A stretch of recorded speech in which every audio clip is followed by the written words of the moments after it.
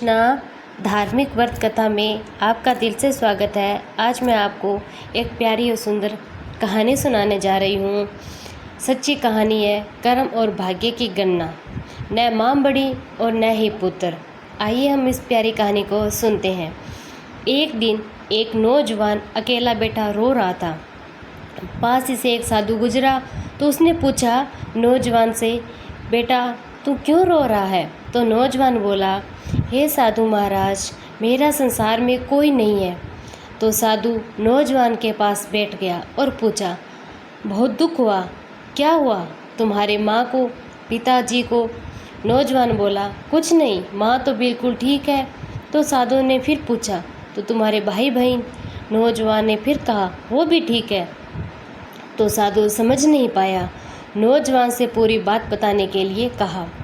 नौजवान बोला, मुझे इतने वर्ष लग गए यह जानने के लिए कि मेरा कोई नहीं है, किसी को भी मुझसे लगाव नहीं, न माँ पिता न भाई बहन को। मैंने सब के लिए इतना कुछ किया, परंतु सब ने जाने क्यों मुझसे इतनी नफरत करते हैं।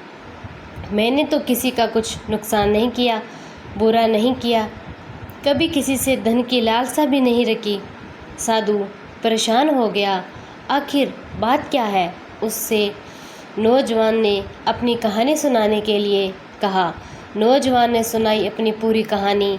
जब मैं छोटा था तो एक बार मैं बहुत बीमार हुआ। मुझे बताया गया कि मुझे एक डॉक्टर ने बचाया है। पढ़ाई के लिए स्कूल इतने बदले कि मुझे खुद पता नहीं मैं किस स्कूल में पढ़ रहा हूँ।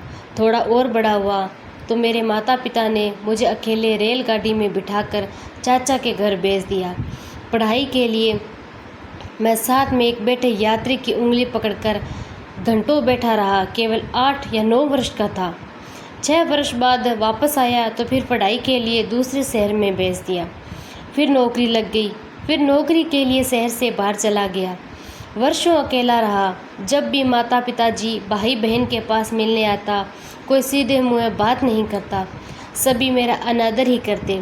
फिर शादी हो गई तो माता पिता ने घर से निकाल दिया, फिर भी साथ निभाता ही रहा। मैंने और मेरी पत्नी ने मिलकर परिवार को जोड़ने की बहुत कोशिश भी की, परंतु कोई भी हमसे रिश्ता रखना ही नहीं चाहता। साधु की आंखें भी नम हो गई थी, साथ ही नौजवान की आंखें भी। नौजवान ने आगे बताना शुरू किया। फिर मेरी नौकरी बाहर दूसरे राज्य में लग गई।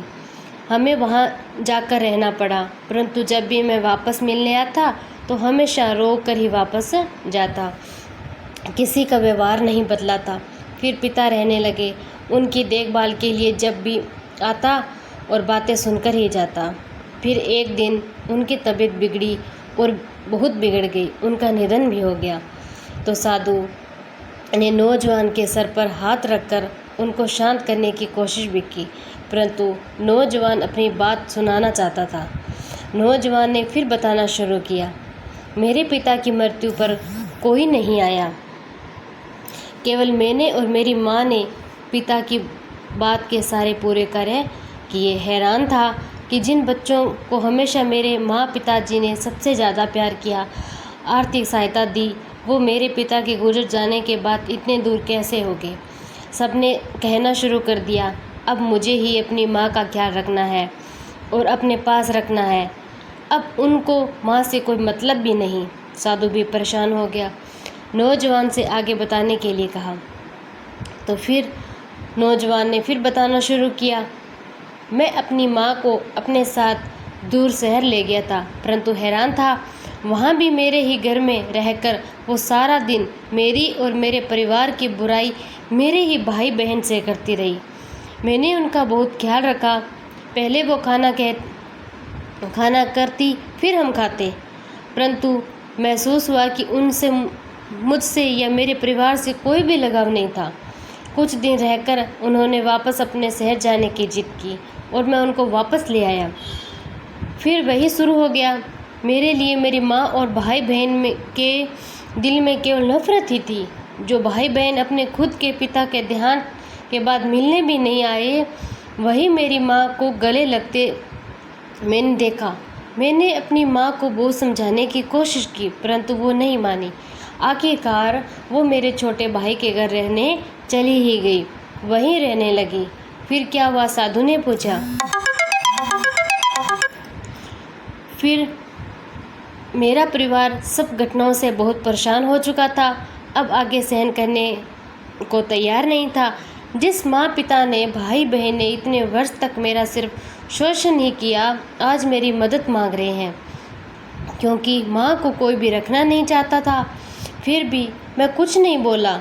हाँ, माँ मेरे साथ रहने लगी, परंतु फिर उन्होंने वही मेरे साथ, मेरे परिवार के साथ करना शुरू कर दिया। भाई बहन को उल्टा सीधा बताना शुरू कर दिया। रोज़ मेरे घर में झगड़े होने लगे। हार कर मैंने अपनी माँ को वापस उन्हीं के घर छोड़ने का निर्णय ले लिया। नौजवान ने बताया। तो साधु ने सारी बातें सुनी और पूछा, तो फिर तुम रो क्यों रहे हो? नौजवान ने कहा, हे साधु महाराज, मुझे यह समझ नहीं आ रहा कि शिकायत तो मुझे थी, शोषण तो मेरा हुआ था, बुरा भला तो मैंने सुना। न मैंने अपने पिता की वसीयत में से कुछ मांगा, न धन मांगा, ना मेरे और मेरे परिवार के लिए दिल में कोई लोभ। फिर भी कैसे सबसे बुरा मैं बन गया। आज मेरे पास ना माँ है, ना कोई सगा भाई बहन, और लोग कहते हैं मैंने अपनी माँ को छोड़ दिया। किसको छोड़ दिया? जो खुद मेरी कभी थी ही नहीं। छोड़ा तो उन्होंने मुझे दिया। साधु मुस्कुराए और बोले, नौजवान, लोग कहते हैं माँ से बढ़कर कुछ नहीं, परंतु माँ से बढ़कर और वो है कर्म। तूने बहुत कोशिश की, परंतु तेरी कोशिश और तेरे सम्मान को कोई समझ नहीं पाया। तुझे हमेशा दोषी ठहराया। यह कसूर, बदकिस्मती तेरी नहीं, उनकी है। पछतावा तुझे नहीं होना चाहिए, उनको होना चाहिए, जिन्होंने अपने सबसे बड़े पुत्र और एक भाई को समझने में इतनी विशाल भूल कर दी। कर्म के हिसाब से सब बराबर है, न माँ बड़ी और न ही पुत्र, न ही पिता और न ही भाई बहन। कर्म सिर्फ कर्म देखता है।